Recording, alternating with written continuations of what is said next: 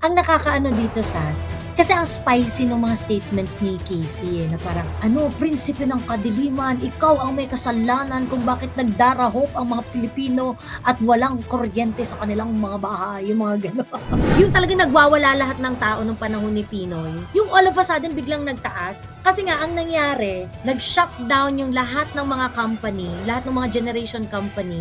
Dahil ang dami nilang nag-shutdown, yung uncontracted supply, dinetermine at market price at sobrang taas niya na. Naging parang 65 pesos per kilowatt hour yun at that time. Bakla! Casey Halili, ang laking pera involved dun. Di ka galit?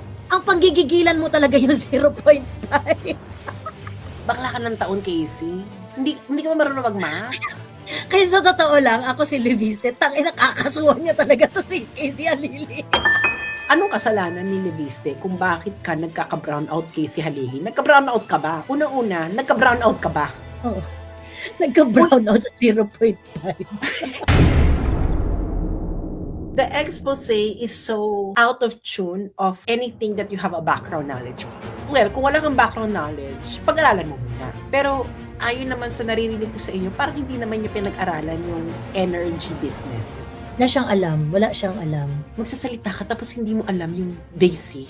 Nakakahiya. Mm. Dapat ano na lang, tungkol na lang sa sex ang pinag-usapan mo. Mas linya sa pinag-aralan mo. Well, pwede namang pag-aralan yung energy, pero pag-aralan mo muna, be. Dapat pakita mo muna magkano yung binayad ng Pilipinas kay Leviste. Ikaw, Pilipino ka, tanungin mong sarili mo, may binayad ka ba kay Leviste na dapat gawin ni Leviste tapos hindi niya ginawa? Do you have a contractual obligation as a Filipino people to Leviste that, oy, bakla, bibigyan kita ng 20,000 pesos. Kailangan ma-deliver mo to.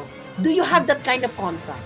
Yes or no? If you don't have that kind of contract with Leviste, then the issue with Leviste is not the same as the flood control issue, mga pek-pek. Correct. This is actually business law 101. That if you take up an economics course or a business course, this is taught at semester 1. Kaya nga tinignan ko yung ano ni Casey, no? Ano bang background nito? Bakla, wala pa itong background sa business, wala pa itong background sa contract, wala pa itong background sa energy. So bakla, wala kang kinalaman. Wala kang alam. Propaganda. Oo, propaganda. Kasi parang while Leandro Leviste is a huge player sa renewable energy industry, Casey has to take into consideration that the energy mix ng Pilipinas ay maliit lang yung part ng renewable energy. Hindi rin kasi alam ni Casey, siguro, na kahit may renewable dyan, hindi ka sigurado na renewable ang makukuha mo. Correct! Easy, makinig ka. Hindi to katulad kasi tumira ako ng Netherlands, no? You can actually choose what energy generation you will get. So, iba-iba siya ng bayad. And you will actually get that, no? Kinuha ko talaga is wind generated energy. Yun nga lang, kailangan mo magbayad ng ganito every month, ganyan. Pero bibigyan ka ng refund kung hindi ganun yung na-generate na energy for you. Sa Pilipinas, Casey, tanungin mo sa Ilocos Norte, di ba ang pinapangako is bababa ang presyo because of renewable energy, yung wind farm doon. Bakla, pumunta ka ng Ilocos Norte at tanungin mo kung bumababa yung presyo ng kuryente nila. Kasi ang nangyayari niyan, yung gine-generate ng renewable energy, babalik yan sa grid. And then, yung grid, babayaran mo yung manggagaling sa grid. Eh, yung nasa grid, halo-halo na yun, bakla. Kaya, it's just so disappointing. Well, ang stand naman kasi ng PGMN, no? Ano raw sila, radical free speech. Gusto kong manginig si Casey dun sa binabangga niya. Okay, sige. So, ito 2023 to na energy mix Bakla, ayan yung solar of 0.5 nung energy mix. Ito yung gusto mong tirisin. Kahati pa niya si wind at saka si biofuel dun sa energy mix ng Pilipinas. So ang solar is 0.5%. Yes. Tapos ang hanash ni Casey, si Leandro Prinsipe ng kadiliman. Si Leviste ang dahilan kung bakit walang kuryente maraming Pilipino. Bakla 0.5% lang naman sila. 0.5% putang ina. Ewan sa'yo, pota ka! Well, pagkatapos, ang sasabihin mo, magagalit ka sa mga undelivered. Tingnan mo to, yung indigenous energy, yung bioethanol, yung coal, yung ano. Maraming undelivered yan. Bakla. bigyan kita ng clue. Casey Halili, bigyan kita ng clue. Kung matatandaan nyo, noong 2015, yung sabay-sabay nag-shutdown yung iba't ibang mga generation power plant. October at saka December. Pagkatapos, yung bill ng kuryente ng January at or February, nag 3 times. Natatandaan nyo yan? Yung talagang nagwawala lahat ng tao nung panahon ni Pinoy, na para putang ina, bakit ganito ka? Yung all of a sudden, biglang nagtaas. Kasi nga, ang nangyari, nag-shutdown yung lahat ng mga company, lahat ng mga generation company, na supposedly sila yung magsusupply at a certain period. So for some reason, nag-shutdown sila ng sabay-sabay. Ang sinabi, maintenance shutdown, unexpected, kinembular, ganyan-ganyan. So what happened? Yung energy na dapat i-consume ng mga consumer that time was taken at a market price. Ngayon, since supposedly yung presyo niyan is safely secured by the power agreement contract, since hindi sila supply at a cost, at a determined cost, yung mga distribution company, they have to buy power dun sa market, yung uncontracted supply. Ngayon yung uncontracted supply, dahil ang dami nilang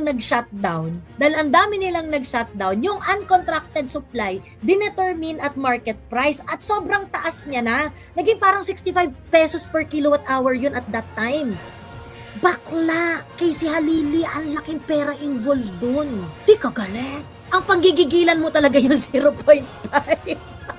Ano pa yan ano na siya, aggregated na siya with the wind energy. And biofuel. And hindi, biofuel is 0.6.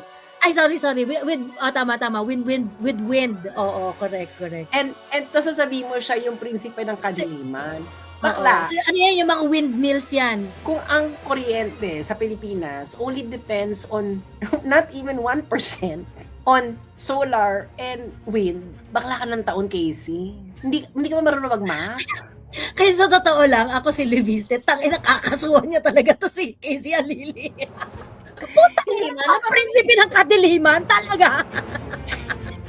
Hindi na, parang bakla, yung source, yung kuryente sa Pilipinas, nakadepende lang ng less than 1% sa solar. Oo. Bakla, kahit hindi mo i-deliver yung 0.5%, itodo mo na 0.5%, hindi mo mararamdaman yan. Correct. Maloka ka na lang bakla kung ang solar energy ay nasa 11.9%. Halimbawa yung coal, no? Yung geothermal, 14.1%. Tapos, Ito pa yung isang pag hindi na-deliver yung geothermal ng 14.1%, bakla yun talaga ang kadiliman. correct. Kasi ito pa yung isang katangahan ni Casey. Ay, yung mga renewable, lahat yan, naka-priority dispatch kasi ang RE, ang mga renewable energy sa WESN. What does that mean? Ibig sabihin, kapag ka merong uncontracted supply, yan yung unang-unang i-dispatch para mabili. So, ibig sabihin, hindi magiging kasalanan, at least in theory, hindi magiging kasalanan ng renewable energy kung bakit brownout sa inyo. Kasi laging una yan sa pila ng i-dispatch na kuryente. Okay? So, ibig sabihin, ang magiging dahilan kung bakit brownout sa area ninyo ay dahil yung supply ng kuryente ninyo ay kinulang doon sa mga more reliable sources. Like for example, yung coal, yung mga diesel, yung mga ganyan, yung normal na na nagsusupply ng kuryente na nakakapag-regularly deliver ng certain capacity. Ang renewable energy kasi talaga, hindi siya ganon ka-reliable. Like for example, yung, di ba tinatawanan nyo dati si Pinoy, yung sinasabi ni Pinoy na, paano naman kung walang araw? Paano kung walang hangin, yung mga ganon? Merong factual basis yung sinasabi na yun ni Pinoy. Kasi ibig sabihin lang nun is that, kung kunwari, yung wind turbine, yung windmills mo, ang capacity niya, isabihin na natin na 10 megawatt, okay? Yung 10 megawatt na yan is, if it's going to turn its turbine at a certain speed ng hangin na ibibigay sa kanya, maaari siyang mag-produce ng ganong amount. Kasi nga lang, syempre, may days naman talagang hindi mahangin. In the same manner na yung solar, may days talagang hindi maaraw. So, ibig sabihin, kung kahit pa sabihin natin na yung capacity nung mga yon ay kaya niyang mag-produce ng 10 megawatt, kaso nga lang, bagyo isang buwan, paano magpo-produce ng kuryente yun? Eto na nga, Halili. Okay? Kasi talaga, pag wala kang alam sa energy, you don't have any background knowledge, talo ka talaga dyan. Matatalo ka talaga dyan. Kasi wala ka talagang background. Background mo is sexual and Mm. reproductive organs. Ang layo. Oo, true. Tapos Kaya wala, huwag kuda ng kuda, Bex, lalo na pag energy. Ito, ay, payo ko sa lahat to, ha. Payo ko to sa lahat ng kaputahan. Kung wala kayong alam sa energy, don't talk about it. kasi yun nga ang problema sa pinag-aralan namin is sa sustainability. Na bakit na bonggang-bongga ang solar, bakit hindi natin ito in-exploit? Bakit hindi yun ang number one source of energy na? Of course, no, may political reason, may ganyan. Of course, ang pinakamalaki doon kasi malaki is technical. Because solar energy, especially at its earlier stage, is actually inefficient. Solar energy is an inefficient source of energy because ang daming waste. Yeah. Tapos hindi mo nakaka-capture yung waste. Yung fossil fuels like natural gas and oil, everything that you get from the land, from the bottom of the Translates land, to it it translates is actually very efficient source of energy, even though na of course there's pollution, etc. Pero if you're pero going reliable. pero Reliable it's yung, very oo. it's reliable source of energy, but it's not renewable. Okay? Mm-mm. Yung renewable naman, like wind and solar, they are renewable, but they are not as reliable as oil, coal, or natural gas. Kaya nga, di ba, a lot of countries that have renewables, if they cannot take renewables, they still store coal. Because coal will always be a reliable source of And cheap. it's cheap, hindi ba? Yun nga lang, you have this waste product, but of course they are now considering carbon capture, etc., etc., etc. Yung solar, okay, especially it's in earlier stages, actually until now, no, we're still developing ways in order to make solar an more efficient source of energy. We're getting there, but we're not yet there. Okay? Bakit siya Hindi inefficient? gano'n na. Kaya nga recently nagkaroon na ng battery system Yung para mas maging efficient yung solar. I-store mo yung unused. Okay? Kasi yung solar, no, mga friends, no. You take so much energy from the sun, but that energy are not all converted into usable energy. That makes it not as efficient as fossil fuels like oil, natural gas, etc. So that's the number one problem right now, and it is still being proved through material science. Like they're studying how plants do photosynthesis, etc. And we're getting there, but we're not yet there. Okay, we're not yet there. So katulad ng sinabi ni Joey, if bumabagyo ka or umaano ka, and your solar plant does not take into account all these things, bakla hindi ka talaga makakapag-deliver ng energy. Wind energy, bakla a wind farm will be turned off if the wind is too harsh. There's only a certain kind of wind speed that wind farms can process without breaking itself. Nagigets yun na. So they're renewable but not always reliable. So ngayon, yung sasabihin ni Casey Halili na dahil sa solar ni Leviste ay nagkakaroon tayo ng kadiliman, bakla hindi ganun yun. You're unang-una, when you look at the statistics, mawala man yung solar at wind dyan, hindi mo mararamdaman. Tanggalin mo yung wind and solar dyan, hindi mo mararamdaman bakla 0.5. Bakla, Diyos ko day, hindi mo siya mararamdaman sa buhay mo. Pero pag tinanggal mo dyan ang coal, ang geothermal, yan, mararamdaman mo yan. Sa kayang hydro, yan, mararamdaman mo yan. But the rest, maybe not so much, no? Well, except oil and natural gas because you need it to run the power plants. Okay. Yes, correct. Di ba? Oil and natural gas are needed to run the power plants themselves. Correct. Yung may ramp up period kasi yung coal. Kumbaga parang hindi siya switch on na pagka in-on mo sisinde.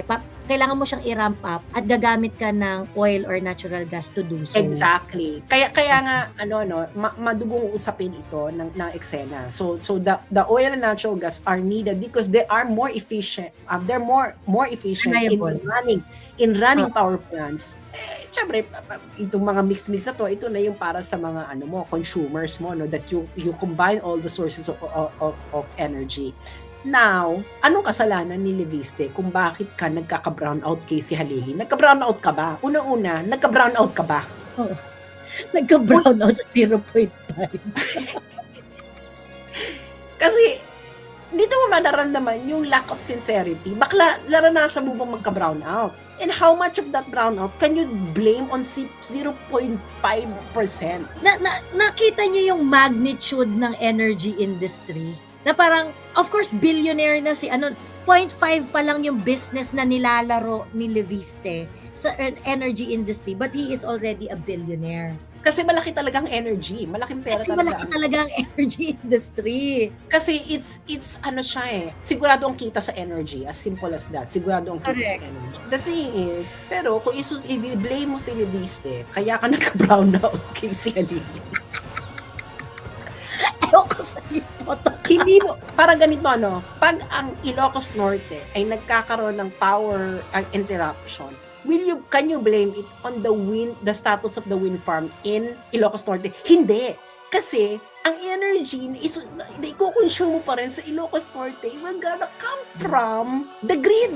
Hindi siya, kaya nga sabi ko, bakit gano'n pumunta ako ng Ilocos Norte? Naloka ako, bakit gano'n? Bakit hindi siya direktang, yun na ang supply ng kuryente nyo sa Ilocos Norte? Yun ang tanong ko nun, bakit hindi? Kasi po pwede naman. Pero no, yung mga gene-generate na electricity sa Ilocos Norte, iba na balik pa to sa grid. Kaya yung nakukuhang kuryente ng Ilocos Norte is no longer purely from wind. Pero combination niya na to ng mga to. Kaya kung magka-power outage sa Ilocos Norte, hindi mo siya masisisi sa wind, sa status ng wind farm. Because bakla hindi mo masiseparate kung ano yung nanggaling sa wind at ano sa ano mo. It's impossible because energy, once converted into the input from all of this, once converted to energy, it's no longer separable. It is only one. It's energy itself, but generated by different systems.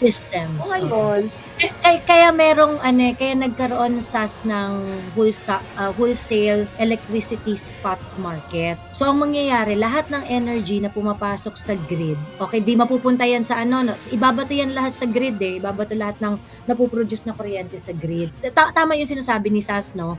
Once itapon mo yan sa grid, you do not know where it is really from. You cannot separate it anymore. You cannot identify, galing to sa sa nuclear power plant, galing to sa, hindi mo na yan alam. So ngayon, ang mangyayari is, yung wholesale electricity spot market, lahat yan, sila ngayon yung para silang traffic enforcer ng grid. Para silang traffic enforcer ng grid. Okay, Ilocos, di ba meron kayong electricity demand na 12 megawatt on this day? Okay, I'm giving you 12 megawatts. Okay, ganyan. So for example, yung 12 megawatts nila, meron silang energy contract for 12 megawatts. So therefore, yung presyo na babayaran nila is according to the contract. But not all distribution company are covered with power supply agreement. In many situations, like for example, si Meralco, hindi naman yan lahat ng supply nila nakadepende sa may PSA covered ng power supply agreement. Yung power supply agreement, kailangan mo yan kasi kumbaga, that will make the part kasi ng duty ng distributor na i-ensure na meron siyang mabibigay na kuryente sa mga household. So ngayon, kung kunwari yung kung 100% megawatt, 100 megawatt ang demand ng Meralco doon sa kanyang area of jurisdiction. Let's sabihin na natin 60% yan covered ng PSA. 40% niyan wala. Di yung 40% na yun, bibiling niya yun doon sa uncontracted na supply na pumapasok sa grid. In which case, halo-halo yun. Ngayon, ang mag-determine ng presyo nyon is kung ano ang market price during that day sa WESM. You know, electricity is just like water flowing in your faucet. Bakla maraming pinanggalingan yung tubig. Maraming pinanggalingan tubig yan. Yung dumadali sa faucet ninyo. So, pwede mo masabihin na, okay, babayaran ko lang yung manggagaling sa, ano ba mga sources ng water supply natin? So, pwede mo masabihin na, babayaran ko lang yung manggagaling ng Maria Cristina Falls? Ito naman si Casey, no? Kailangan mo alam sa mga basic science. Diyos ko, bakla ka ng taon. Hindi mo na siya masiseparate. Ngayon, kaya nga sinasabi ko sa'yo, Casey Halili, kung gusto mo talaga makasigurado na hindi ka, na solar talaga manggagaling yung kuryente mo at solar lang, mag-aano ka ng solar panel sa bahay mo mismo.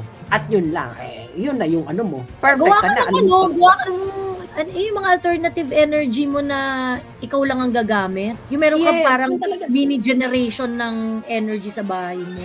Alam mo, meron akong ganyang kaibigan, no? Ang ginawa talaga niya, yung bahay talaga niya is solar talaga. Nagtayo talaga siya ng, meron talaga siyang solar panel. Yung bahay talaga niya, solar panel all throughout. So, may binabayaran pa rin siya sa Meralco. Yun nga, kasi nga kailangan mo pa rin magbayad sa Meralco for some apparent reason. Pero hindi naman laki binabayaran niya kasi nga solar panel lang siya. So ngayon, ang eksena ng buhay na diyan is Casey, para mas kapani-paniwala yung pinagsasabi mo. Sabi mo munang nawalan ka ng kuryente dahil kay Leviste. Dumilim ang paligid.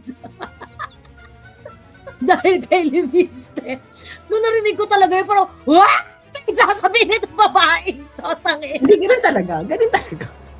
Prinsipe nga ron ng kadiliman si na parang, sikat pa, hero-hero, ganyan-ganyan. Parang sabi niya, ito naman si Leviste, sikat, hero-hero, kunwari, ganyan, nagsasalita about corruption. Yung pala, corrupt rin siya. Baka negosyante siya, ano sinasabi mo? Kasi outright defamatory talaga. For me, yung mga sinabi talaga doon ni Casey Halili, it's 10 times worse sa ginawa ni Auntie Claire.